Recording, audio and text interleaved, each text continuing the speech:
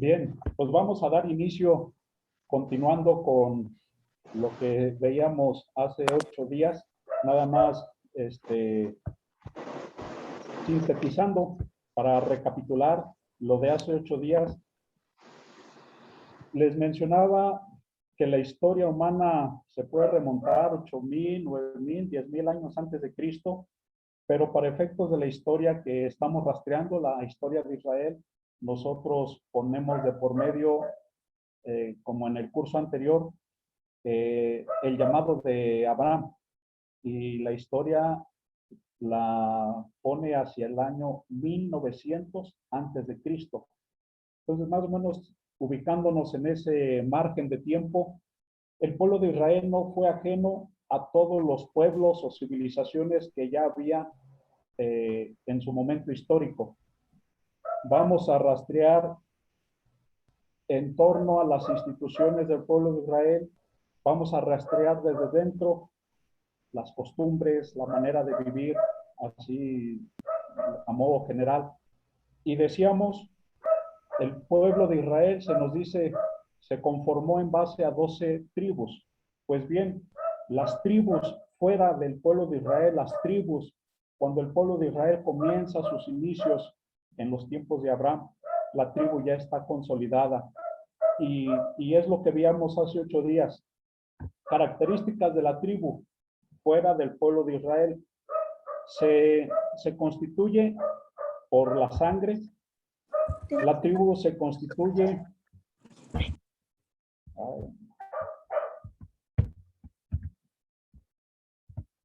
por la fusión.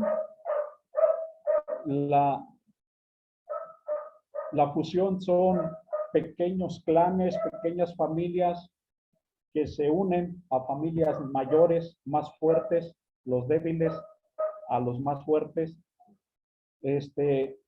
o bien varios grupos débiles se unen entre sí para hacer una familia más fuerte, o bien la tribu se va caracterizando por adoptar, poníamos por ejemplo los esclavos, pero que también podía suceder que una tribu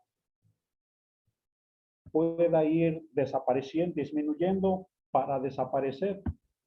Y desaparecer entendido no solamente como ya no quedar vestigio, sino desaparecer quizá en la modalidad de fusión o de absorción, que se unieron a otros grupos, pero sigue por ahí el rastro de la familia.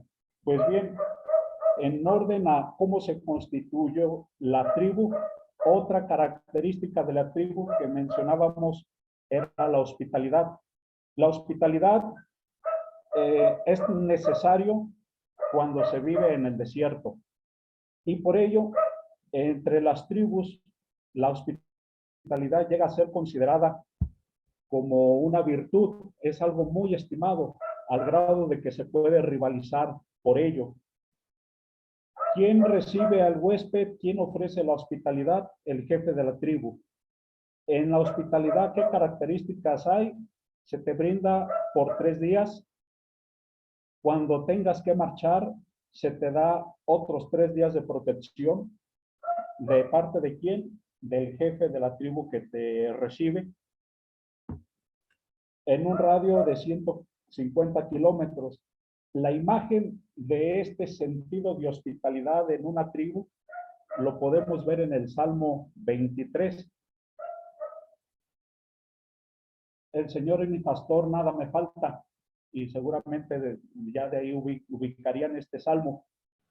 Y ese salmo regularmente nosotros como tradición cristiana lo utilizamos mucho o suele escucharse mucho en ambientes fúnebres, cuando celebramos una misa de cuerpo presente. Y sin embargo, ese salmo, su trasfondo histórico es totalmente diferente a un ámbito fúnebre.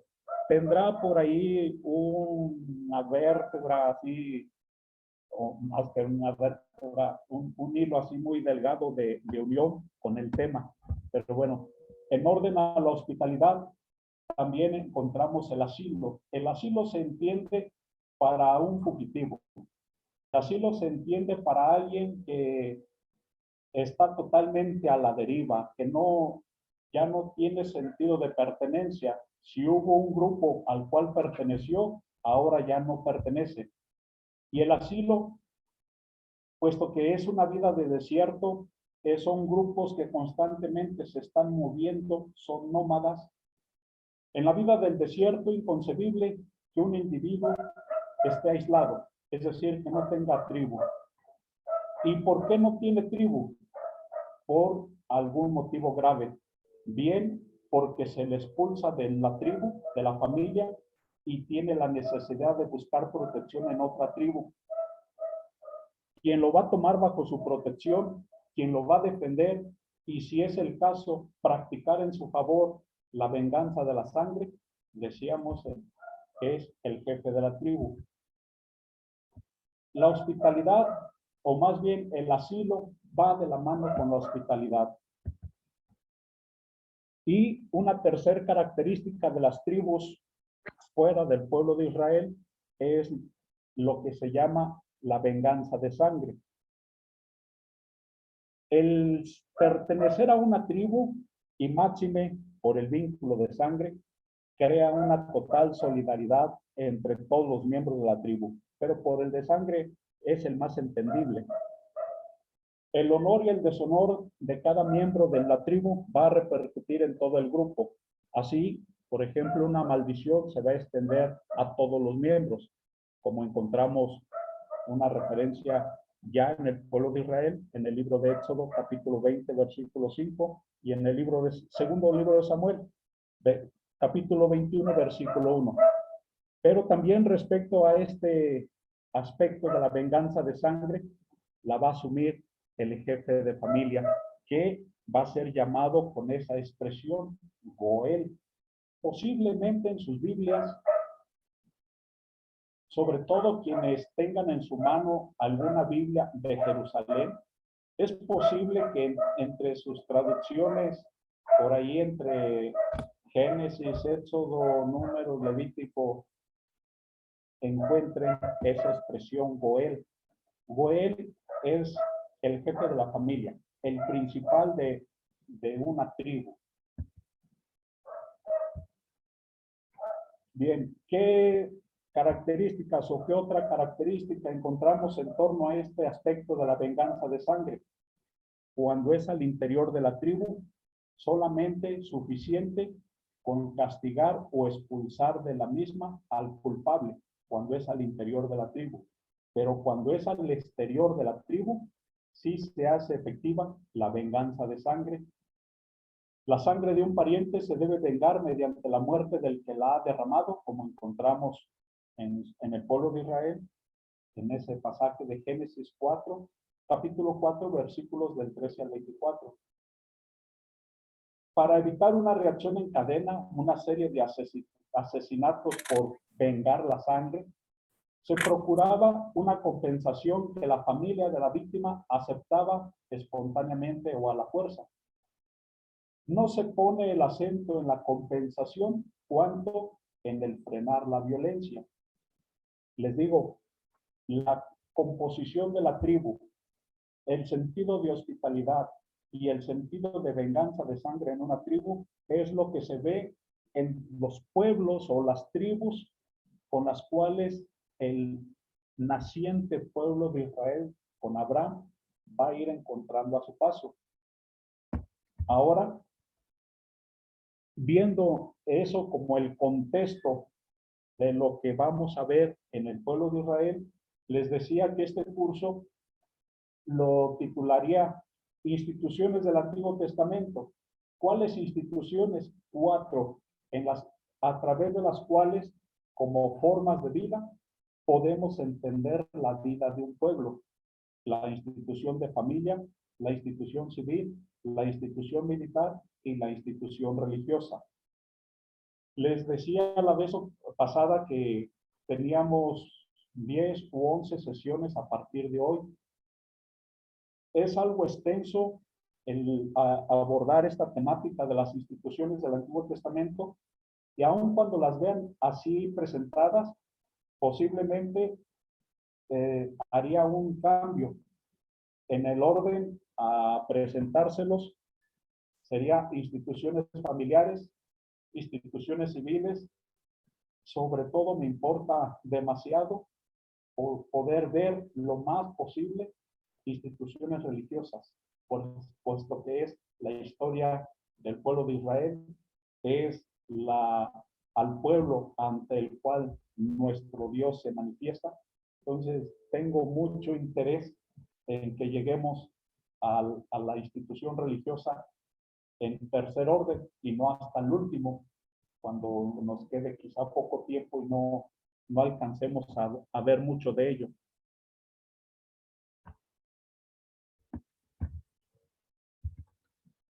Bien, en torno a la primera institución del Antiguo Testamento, la familia. Esta información tomémosla todavía como exterior en los pueblos que circundan al naciente pueblo de Israel. La familia, ¿qué formas tenía en los diferentes pueblos fuera del pueblo de Israel? Había familias que estaban edificadas en lo llamado fratriarcal, es decir, que la autoridad la ejerce el hermano mayor y se transmite como el patrimonio de hermano en hermano. Este tipo de familia cuya autoridad la ejerce el hermano mayor. Y ahí pongo entre qué pueblos o civilizaciones fuera de Israel se encuentra esta forma de vida familiar. Hurritas y hititas los encontramos en lo que hoy es el país de Turquía, parte de lo que hoy es el país de Siria. En esa zona es donde se encuentra esa figura de familia. Otro tipo de familia, la matriarcal, es quizá una forma de vida más extendida que la primera, patriarcal, pero su característica reside no en la autoridad, sino en la determinación del parentesco por la madre. Se pertenece a la familia de la madre, no a de los papás. Esto es en los pueblos fuera de Israel. En el pueblo de Israel encontramos lo que ya sabemos. La familia es 100% patriarcal. Conforme nosotros leamos cualquier libro del Antiguo Testamento, esta familia patriarcal va a ser designada con el nombre de casa paterna, la casa del padre. Bet apóstrofe A es la expresión hebrea. Bet es casa, Ab es padre. Y como ahí se los expreso, la palabra Bet es lo suficientemente elástico para comprender incluso el pueblo entero, la casa paterna. Siendo pues el pueblo de Dios, el pueblo de Israel, una familia patriarcal, otra manera que podríamos encontrar es la familia es una casa y fundar una casa es lo mismo que construir una casa, como encontramos en el libro de Nehemías.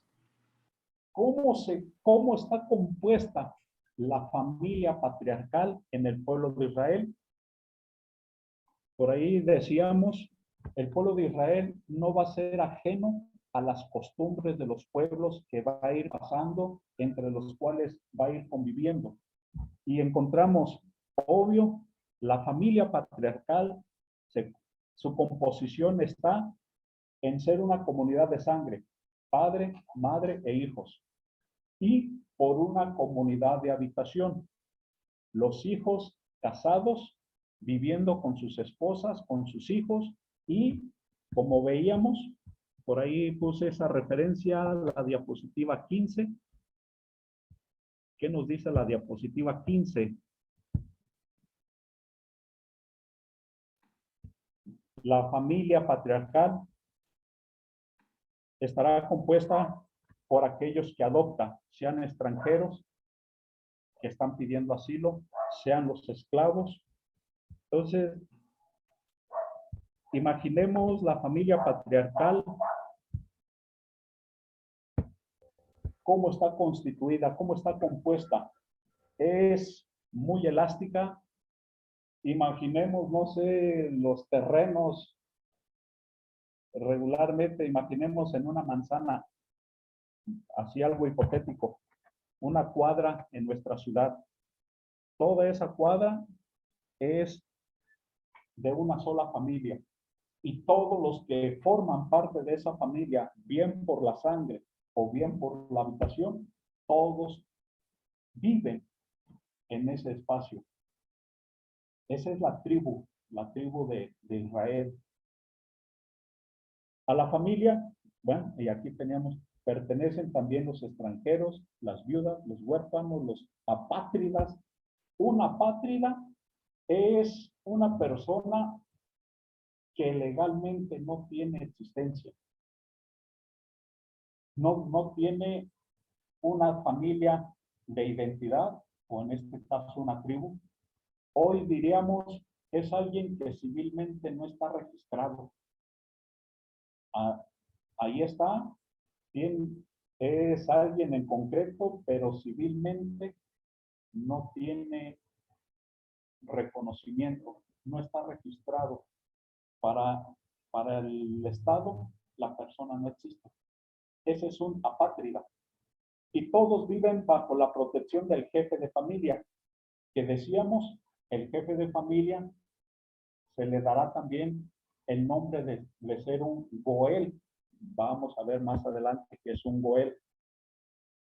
Entre lo que vamos viendo, características de la familia patriarcal, las genealogías se dan siguiendo la línea paterna. En el tipo normal de matrimonio israelita, el marido es el señor. El padre tiene sobre los hijos autoridad total. Y llámese los hijos, incluso si están casados, si viven con él, sobre las esposas de los hijos, sobre los hijos de los hijos, sobre los extranjeros, apátridas, viudas, huérfanos. El padre tiene autoridad sobre todos, como lo encontramos en el libro de Génesis, capítulo 38, versículo 24. Al no haber hijos, el pariente más cercano por línea colateral va a ser el tío paterno, como lo encontramos en el libro de Levítico. Al padre le corresponderá asumir la figura de Goel con todo lo que implica. A partir de la cena pascual, el padre es el que preside dicha cena, y pongo ahí entre comillas, con funciones sacerdotales. El padre en una familia patriarcal es el que va a proveer y ver por las necesidades de toda la familia, no solo de su esposa ni de sus hijos, sino de toda la familia que vive con él. Y a él le compete dar la instrucción a los hijos.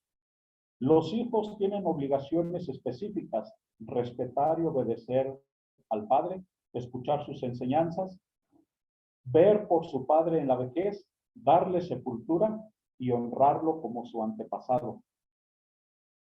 En general, las funciones de un padre en una familia patriarcal tienen que ver con la espiritualidad, su relación con Dios, tiene que ver con la educación, que aprendan la ley, y tiene que ver por conservar la herencia. Ahorita vamos a ver algo de esto. Otra característica de la familia del pueblo de Israel es la solidaridad. En este sentido, todos los miembros de la familia se deben ayuda y protección, pero quien la ejerce es el padre de familia. Y como les decía, va a estar expresado también con el nombre de Goel. Goel significa rescatar, reivindicar, proteger.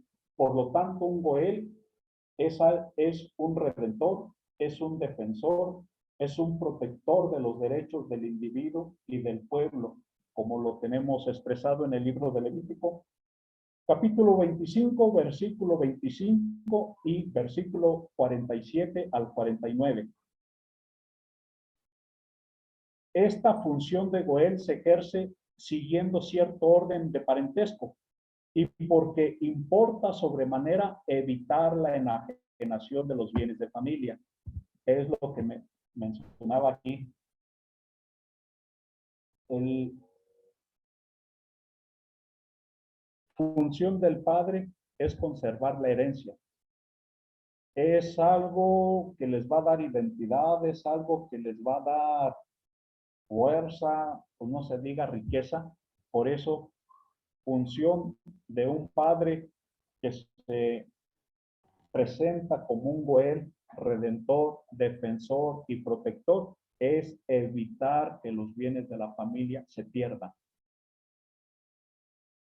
Y en ese sentido, en la práctica sería, yo quiero vender esta casa para que no se pierda el bien de la familia. Antes de vendérselo al vecino, se lo tengo que vender a alguien de la familia para que siga quedando en el ámbito de la familia. En ese sentido es ver porque los bienes no se pierdan, cuestiones de herencia. En ese sentido se expresa la solidaridad de la familia.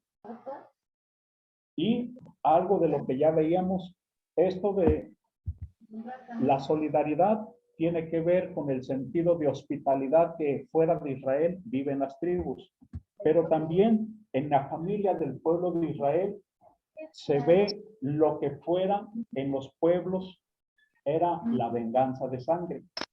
Una de las obligaciones más graves del Goel es precisamente la venganza de la sangre a causa de las relaciones íntimas con las costumbres del desierto.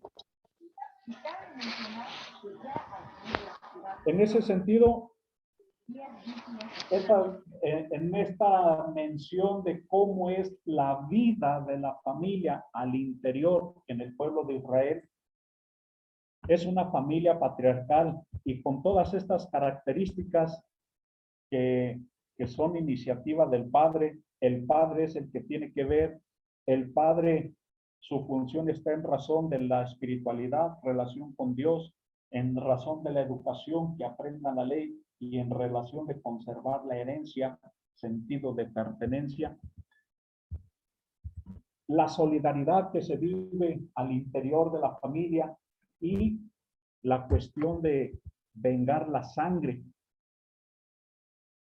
al interior de la familia son algunas de las formas de cómo ver y entender las costumbres de la vida del pueblo de Israel. Con el tiempo del ámbito familiar se pasa toda esta manera o esta función del padre de familia, se pasa al plano religioso y entonces el pueblo de Israel empieza a ver a Dios y a llamar como Goel. Dios será el protector, Dios será el redentor, Dios será el defensor del pueblo de Israel. Él será un Goel para todo el pueblo de Israel.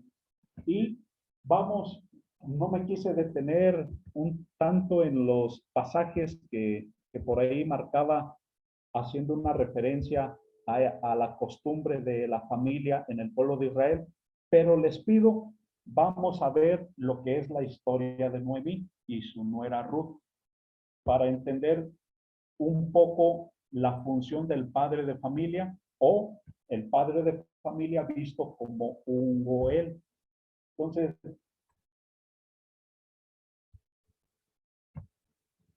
si alguien tiene en mano su Biblia, vamos a ver el libro de Ruth.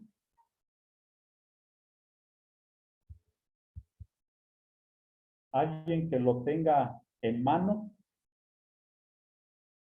que nos haga favor de leernos, por favor. ¿Qué capítulo, padre? Desde el inicio. En los tiempos en que gobernaban los jueces en Israel, hubo una gran hambruna en el país.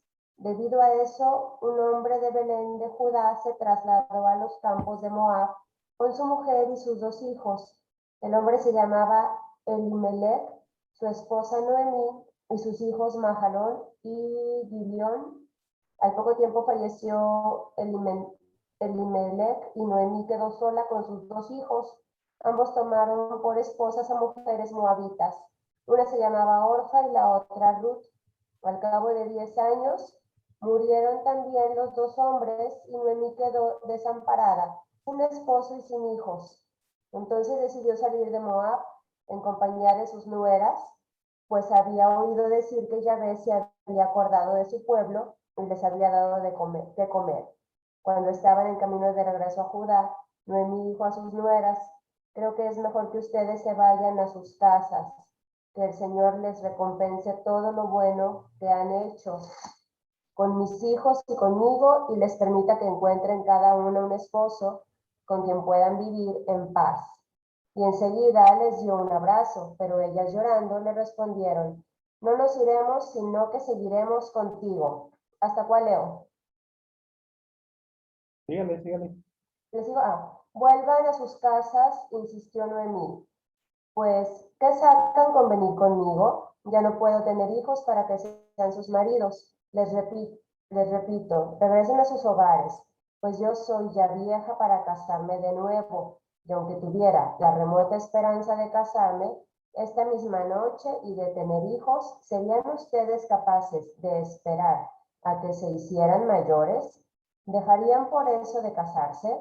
No, hijitas. Bastante me ha castigado ya Dios como para añadir esta preocupación por ustedes. Ellas seguían llorando hasta que al fin Orfa, dándole un beso, se fue a su casa. Ruth, en cambio, se quedó con ella. Noemí le dijo entonces: ¿por qué no te vas también tú con tu cuñada y así regresas a tu casa y a tus dioses? Ruth le replicó: no me obligues a dejarte yéndome lejos de ti, pues a donde tú vayas iré yo, y donde tú vivas viviré yo. Tu pueblo será mi pueblo, y tu Dios será mi Dios. Donde tú mueras, allí también quiero morir y ser enterrada yo. Que el Señor me castigue como es debido, si no es la muerte la que nos separe.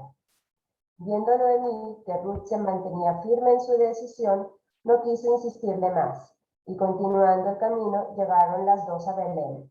Toda la gente se impresionó al verlas llegar, y como Noemí se diera cuenta de que las mujeres comentaban: ¿pero no es esta Noemí? Les dijo: no me llamen por mi nombre, sino díganme Amarga, porque el Todopoderoso me ha llenado de amargura. Partí con todo y el Señor me hace volver con las manos vacías. ¿Para qué, pues, me llaman Noemí, cuando Yahvé me ha condenado a ser una desgraciada?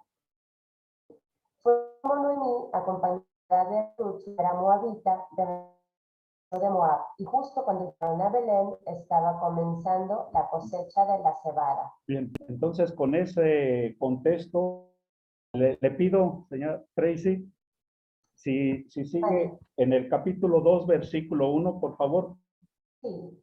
Noemí tenía por parte de su marido un pariente muy rico llamado Boz. ¿Hasta ahí? Sí, bien. Entonces vamos a ver cómo se ejerce la función en la familia patriarcal, qué le corresponde al padre. En este caso, el matrimonio de Noemí, su esposo.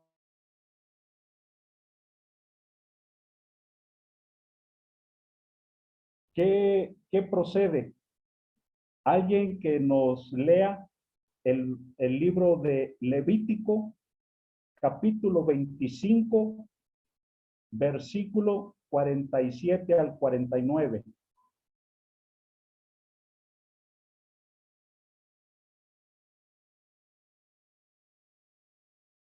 Libro de Levítico, capítulo 25, versículo 47 al 49.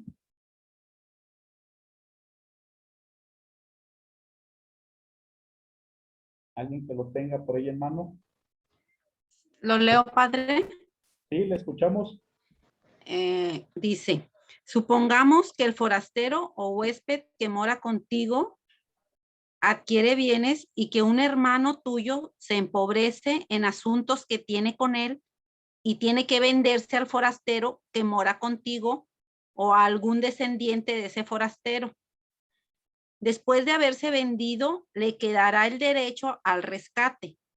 Uno de sus hermanos lo rescatará su tío paterno o el hijo de su tío o algún otro pariente cercano dentro de su familia. O si llegara a alcanzarle sus propios recursos, él mismo se podrá rescatar. Bien, entonces ahí ya habla de alguien tiene que rescatar a Noemí. Ella ha quedado viuda. Se tiene que ejercer en la familia patriarcal la función de Goel. Es la función que ejerce el padre de familia. Ha muerto su marido. ¿Quién tiene que rescatar a Noemí? Ahí menciona el pariente más cercano. Y en este libro de Ruth, capítulo 2, versículo 1, ¿quién dice que es ese pariente? Amimelec. En el libro de Ruth, capítulo 2, versículo 1, ¿quién es ese pariente que tiene que rescatar a Noemí? Vos. Lo leo, padre. Sí, Capítulo 2, versículo 1, versículo 1. dice, tenía Noemí por parte de su marido un pariente de buena posición de la familia de Elimelech llamado Boz. Bien. Elimelech es el esposo, ha muerto. Ajá. Él tiene un pariente cercano de nombre Boz. A Boz es el que debe ejercer como Goel ante Noemí. Él es el que la debe rescatar.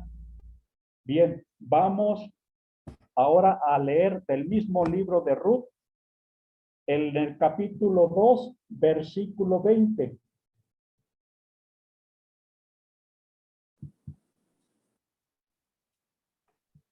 Yo, padre. Sí, le escuchamos. Noemí dijo a su nuera, bendito sea Yahvé, que no deja de mostrar su bondad hacia los vivos y los muertos.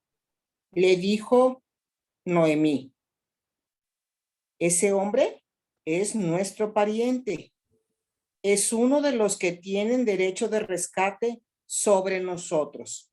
Bien, Noemí está cierta y está avalando que realmente Boz es al que le corresponde rescatarla. A Boz recae el deber de rescatar a Noemí para que esta manera de la vida patriarcal, la vida de la familia, cómo va respondiendo ante ciertas situaciones, cómo va haciéndole frente ante ciertas situaciones. Ahora vamos a leer del mismo libro de Ruth, pero el capítulo 3, versículo 12 al 13. Capítulo 3, versículo 12 al 13a.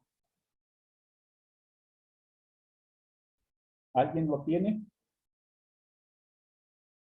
Capítulo 3 del libro de Ruth, versículo 12.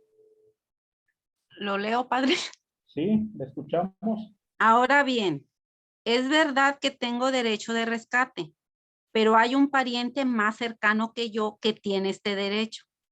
A ver, váyase 1, 2 versículos antes. ¿Quién dice esas palabras que leyó del versículo 12? Vos, bueno, pero a ver, dice, y ahora hasta ahí empiezo. Pues es que dice, ¿quién eres tú? Ruth le responde, tu sierva. Extiende sobre tu sierva el borde de tu manto porque tienes derecho de rescate. Él dijo, o sea, a vos se supone que le está hablando, que Yahvé te bendiga, hija mía. Tu segundo acto de lealtad ha sido mejor que el primero, porque no has pretendido a ningún joven, pobre o rico. Y ahora, hija mía, no temas. Haré por ti cuanto me digas, porque toda la gente de mi pueblo sabe que eres una mujer virtuosa. Ahora bien, es verdad que tengo derecho de rescate, pero hay un pariente más cercano que yo que tiene ese derecho. Sí, hasta ahí. ¿Mm? Quien dice esas palabras es vos. Ajá. Entonces, ahora sígale con el verso 13. 13. Pasa aquí esta noche y mañana. Si él quiere ejercer su derecho, que lo ejerza. Pero si se niega, te rescataré yo. Lo juro por Yahvé. ¿Sigo? No, hasta ahí. Ujú. Voy a recapitular. Capítulo 2, versículo 1, dice que vos es el pariente cercano. Ujú. El capítulo 2, versículo 20, Noemí ratifica que vos es un pariente cercano. Ujú. Pero en este capítulo 3, versículo 12 al 13, vos dice, hay un pariente más cercano. A él le corresponde rescatarte, pero si él no quiere, yo te rescato. Es lo que dice vos. Hay un pariente más cercano. Vamos a leer ahora el capítulo 4, versículo 14. Ay, caray, ¿qué me pasó ahí? Al 16 debe ser. Capítulo 4, versículo 14.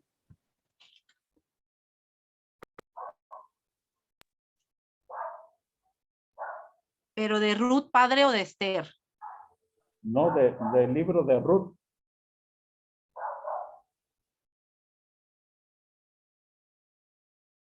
Dije Esther.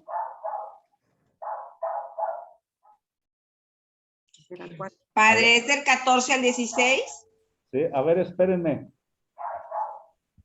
Se me hace que me equivoqué.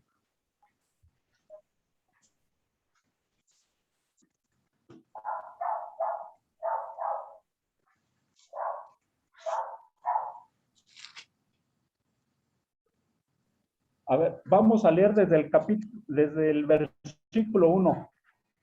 ¿Del capítulo 4? Sí, del capítulo 4 vamos a iniciar a leer desde el versículo 1. Ok. Dice, ¿leo, padre? Vos ha dicho, hay un pariente más cercano. Si él no te responde, yo te voy a responder. Ahora vamos a ver qué nos dice este capítulo 4. ¿La escuchamos? Dice, Boz subió a la puerta de la ciudad y se sentó allí. Acertó a pasar el pariente del que había hablado Boz y éste le dijo, acércate y siéntate aquí, fulano. El otro fue y se sentó. Reunió luego a 10 ancianos de la ciudad y les dijo, sentaos aquí. Ellos se sentaron. Dijo entonces al que tenía el derecho de rescate, Noemí, que ha vuelto de los campos de Moab, vende la parcela de campo de nuestro pariente Elimelech. He querido hacértelo saber y decirte que la adquieras en presencia de los aquí sentados, en presencia de los ancianos de mi pueblo. Si vas a rescatar, rescata. Si no vas a rescatar, dímelo para que yo lo sepa, porque después de ti soy yo quien tiene derecho de rescate. Él respondió, yo rescataré. Boz añadió, el día que adquieras la parcela para ti de manos de Noemí, tienes que adquirir también a Ruth, la moabita, mujer del difunto, para perpetuar el nombre del difunto en su heredad. El pariente dijo entonces, en esas condiciones no puedo rescatar, porque podría perjudicar mi herencia. Usa tú mi derecho de rescate porque yo no puedo. Antes en Israel, en caso de rescate o de cambio, para dar fuerza al contrato, había la costumbre de quitarse uno la sandalia y dársela al otro. Esta era la manera de testificar en Israel. El que tenía el derecho de rescate dijo a Boz, adquiérela para ti, y se quitó la sandalia. Entonces dijo Boz a los ancianos y a todos los presentes, Testigos sois vosotros hoy de que adquiero todo lo de Elimelech y todo lo de Quilión y Maglón de manos de Noemí, y de que adquiero también a Ruth la moabita, la que fue mujer de Maglón, para que sea mi mujer, a fin de perpetuar el nombre del difunto de su heredad, y que el nombre del difunto no sea borrado entre sus parientes y en su localidad. Vosotros sois hoy testigos. Toda la gente que estaba en la puerta y los ancianos respondieron: somos testigos. Haga Yahvé que la mujer que entra en tu casa sea como Raquel y como Lía, las dos que edificaron la casa de Israel. Hazte poderoso en Efratá y sé famoso en Belén. Sea tu casa como la casa de Pérez, el que Tamar dijo a Judá: gracias a la descendencia que Yahvé te conceda por esta joven. Vos tomó a Ruth, que se convirtió en su mujer. Vos se unió a ella y Yahvé hizo que concibiera y diera a luz un niño. Las mujeres dijeron a Noemí: bendito sea Yahvé, que no ha permitido que te falte hoy uno que te rescate para perpetuar su nombre en Israel. Será el consuelo. Hasta ahí. Hasta ahí, sí. Bien, entonces, era más que nada es verificar que lo que esta figura de Goel fue para las tribus fuera del pueblo de Israel, el pueblo de Israel también lo hizo suyo. Es una manera de entender la familia patriarcal, de a través de estas acciones entender qué implica ser una familia patriarcal. La iglesia la tomó de alguna manera y llega hasta nosotros. Hoy día muchos señalan por qué solamente vivir bajo ese modelo de familia patriarcal. Si quisiéramos entender, aquí vemos algo de esos rasgos, lo que implica ser familia patriarcal. Aquí lo vemos en la historia de Noemí y Ruth. El que tenga que ejercer a falta del esposo, a falta del padre de familia, el pariente más cercano. ¿Quién es el pariente más cercano? Según la legislación del pueblo de Israel, es el tío. En este caso, el hermano del difunto.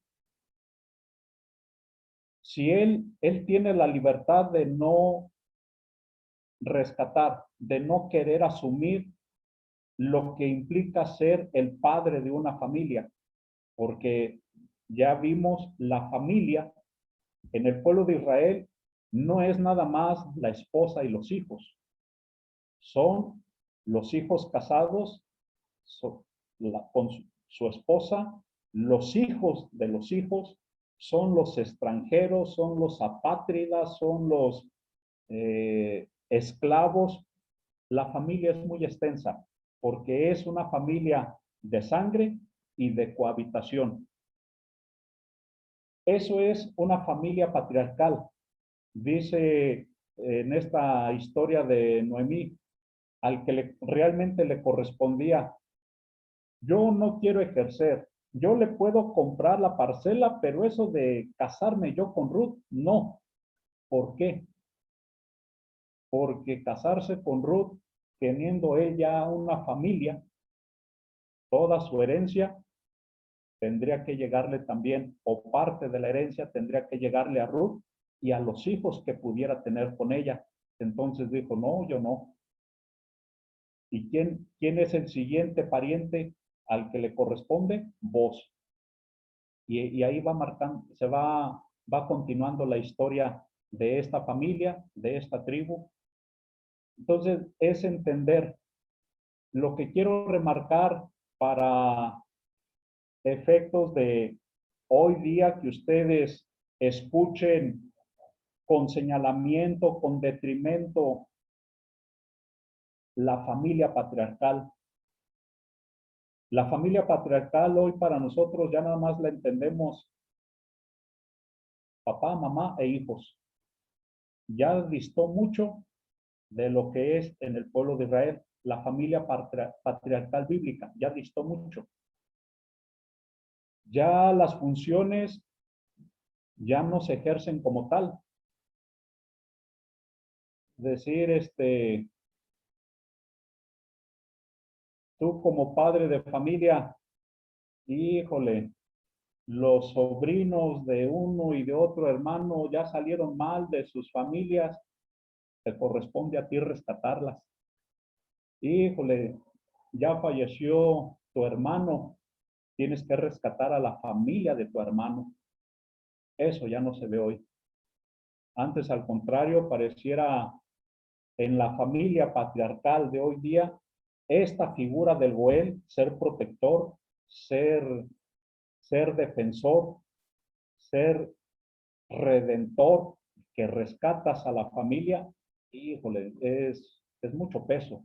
Es mucho peso. Entonces, el entender qué implica ser una familia patriarcal, porque hoy día como que la señalan mucho, pero muy a la ligera. Yo les aseguro que muchos que la señalan hoy día no saben este trasfondo bíblico e histórico de la familia patriarcal. Entonces, es un poco lo que quiero resaltar en el pueblo de Israel, qué implicaba ser una familia patriarcal. El padre es el primero en todo. Que hay que dar la cara, que el vecino insultó a la esposa, a los hijos, el padre es el primero que tiene que salir al frente. Antes de continuar sobre esta característica, la familia en el pueblo de Israel es 100% patriarcal. ¿Alguna duda sobre alguna característica de este tipo de familia?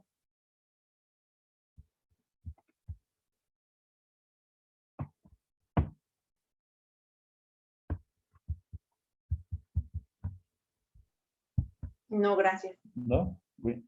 Bien, entonces miren. Padre, Sí, levantó la mano, padre. Sí, le escucho. A ver, ¿quién levantó? Nada más para quedar claro, vamos a suponer que dice que es el padre, aunque estuviera casado o esto no implica, estamos hablando de que va a rescatar a toda la familia. Hablo de que, por ejemplo, Ruth que no había tenido hijos, ¿verdad? No tenía hijos. Entonces, al casarse con vos o al vos al rescatarla, con él tiene hijos. Y nada más es ella, no es, por eso es nada más es ella, ¿verdad? Porque no tiene familia. Sí, nada más sería con Ruth.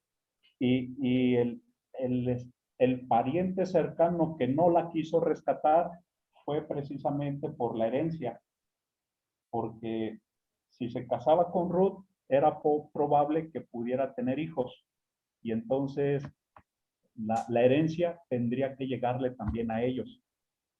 Eso es. Ok. Y por eso, Sí, por eso no quiso rescatarla. Dijo, yo puedo pagar o comprar el terreno que venden, pero casarme yo con ella no, por la cuestión de la herencia. Muchas gracias, padre. Qué Sí. bien, me aclaró bastante. Gracias. De nada. ¿Alguien más? ¿Alguna duda? ¿Algún comentario adicional?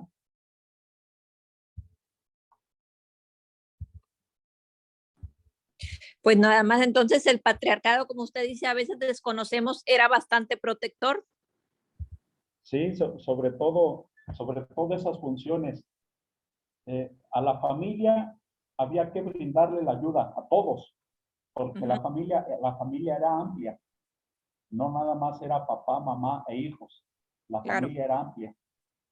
Entonces, a todos, como padre de familia o como el Goel, tenías que brindarle ayuda, protección.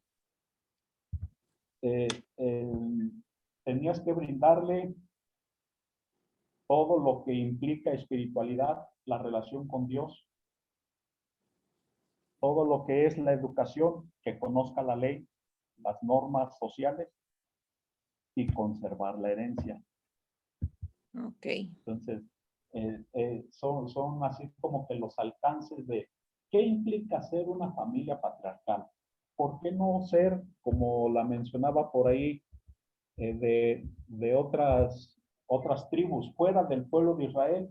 ¿Por qué no una patriarcal donde la autoridad la ejerce el hermano y no el papá? ¿O por qué no una familia matriarcal? Entonces, decir, bueno, el pueblo de Israel así se fue definiendo, así se fue configurando, y el pueblo de Israel, sus familias, la familia que nos presenta el Antiguo Testamento es 100% patriarcal. Padre, le pregunto, por ejemplo, los judíos, ¿aún conservan parte de esta familia? ¿Son como la familia patriarcal? Yo digo que sí, oiga, le mentiría decirle hoy en la actualidad, pero yo me atrevería a decir que sí tienen todavía algo o un mucho de esta significación bíblica de lo que es una familia patriarcal. Y en ese sentido, por ejemplo, para conservar en cuestión de herencia, para que los bienes de la familia no se pierdan, no se la voy a vender en primer lugar a un vecino, no, es a los miembros de la familia. ¿Eso qué otro alcance tiene? El riesgo de ser un gueto, de esos grupos bien cerrados en que los miembros de familia buscan casarse entre la misma familia. El gran riesgo es de ser un gueto, de esos grupos bien cerrados. Hoy día podríamos pensar, ya se me fue el nombre de estas familias que están afianzadas en Chihuahua. Los menonitas. Los menonitas. Los menonitas tienen ese dato de ser muy cerrados, de que difícilmente si una muchacha menonita se enamora y se quiere casar conmigo, la muchacha es expulsada de la familia. No la familia de padre y madre, sino de la familia toda, de todo lo que el grupo menonita. Entonces, porque tienen mucho ese dato de conservar la herencia, sentido de pertenencia. Me imagino que ellos algo de esto deben de tener como familia patriarcal. Entonces, me preguntaba sobre si los judíos, con el temor a equivocarme, pero diría que sí tienen algo o mucho de esta significación bíblica de familia patriarcal.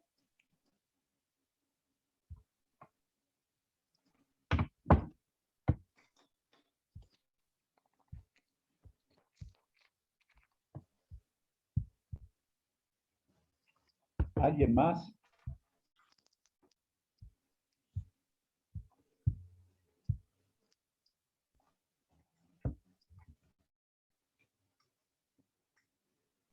Miren, ya se nos acaba el tiempo. Quisiera pedirles para ahí un poco interactuar en ¿cómo se llama? Ahí en la plataforma. En el foro, padre. En el foro, sí, exactamente. Ahí en el foro, un poco para interactuar. Si por ahí considerarían 3 o 4 tipos de familia que se han presentado para nuestros tiempos. Partamos de la familia tradicional, papá, mamá e hijos. Pero si ustedes entre toda la información, por noticias, por familia, por pláticas, dicen, pues ya se configuró otro tipo de familia. No sé cómo llamarle, pero es madre soltera.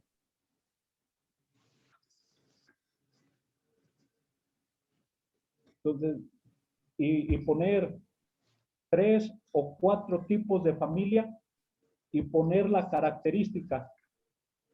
Familia tradicional se entiende que tiene la figura de papá, mamá e hijos. Les digo, no sé cómo socialmente, cómo se nombre, si es que ya tiene un nombre, mamá soltera. Tiene la característica de ser solamente mamá y sus hijos. Eso en lo que ustedes saben, si quieren ir a internet y el investigar tipos de familia hoy día. Padre, se llama familia disfuncional. Disfuncional. Bueno, pongamos familia disfuncional, pero pónganle qué característica tiene. Porque puede tener papá, mamá, hijos, pero totalmente quebrantada. Una familia disfuncional. Muy buen reto, padre. Qué bien está eso. Perdón. Sí, entonces, la intención en el foro para interactuar, si yo ahorita, que se vayan esperando, pues, si yo ya tengo mis 3 tipos de familia que quiero participarles, ir al foro y ver si alguien ya puso una de las que yo estoy considerando, pues ya nada más pongo 2 para no repetirlas. Pero si no, si las 2 o 3 que yo quiero participar todavía no están expresadas, pues hay que ponerlas. Y entonces ahí les digo, en el chat no es tanto crear controversia, pero sí enriquecernos de todo ello y de, como personas de fe, la iglesia jala y toma toda esta tradición bíblica en orden a la familia. Pero después de 2000 años, o poco más de 2000 años, nuestros tiempos, ¿qué formas de vida familiar va conociendo? Una de las que por ahí, hace como 20 años yo la escuché, la famosa poliamor. Esa ya es así como que del matrimonio monógamo, el poliamor ya es una poligamia. Es 1 con 2, con 3, con 4 mujeres, o es una mujer con 2, con 3, no sé, pero es un tipo de familia que por ahí es mínima, creo yo que sigue siendo mínima, pero que ya tiene algunas manifestaciones de poliamor. Pues bueno, es una forma que quienes se identifican con ello quieren ponerla como una referencia de no nada más es papá, mamá, ya también es un hombre con 3 mujeres, con 5 mujeres, poliamor. Entonces, en ese sentido, la interacción va más sobre mirar entre el aporte de unos y de otros, mirar toda la manifestación de vida, vamos a ponerle entre comillas familiar, que hoy podemos conocer. No, ya después podremos poner el dato de valor, juicio de valor, si están bien o están mal. Pero como tal, esas son las formas de vida que hoy por hoy se nos presentan en uno o en otro sector de la sociedad. No, a lo mejor si entre todos podemos decir, ay caray, son 25 formas de vida, a lo mejor en Ciudad Victoria hay 3 de ellas así muy presentes. quizá en la Ciudad de México estén las 25, pero ese es el dato de, a través del aporte, el interactuar y van a ver que más de alguno de ustedes se va a sorprender del tipo de familia que se van descubriendo. Entonces, por ahí les dejo ese dato de aportar y de complementarnos unos con otros. Bien, pues a reserva de alguna otra duda, inquietud, pues por la cuestión del tiempo, pues bueno, ya damos por terminado esta sesión y nos veríamos el próximo miércoles, igualmente a las 7 de la tarde. Muchas gracias, padre. ¿Sí? Y Gracias. Gracias. bueno, gracias. Y Gracias, padre. esta presentación, si la quieren revisar y repasar con más calma, la encontrarán en la plataforma también. Gracias. Gracias, ¿Sí? padre. Muchas gracias. Gracias, Buenas noches. cuídense, descansen, Muchas buenas gracias, que Dios lo noches. bendiga y lo Padre, hasta cuide. luego.